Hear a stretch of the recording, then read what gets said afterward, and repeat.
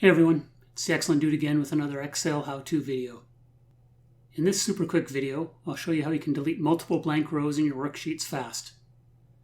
If you want to learn Excel or grow your Excel skills, don't forget to subscribe for more Excel tutorials.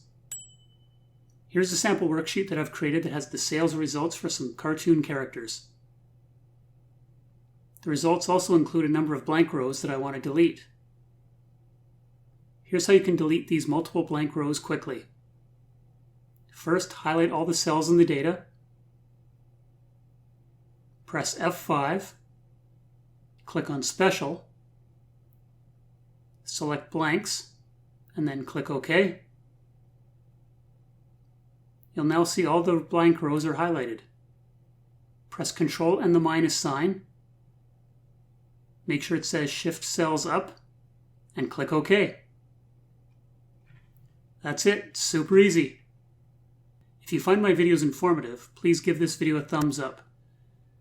If you like learning about Excel, please consider subscribing and clicking the notification icon to be notified when I release new videos. Thanks again and have an excellent day.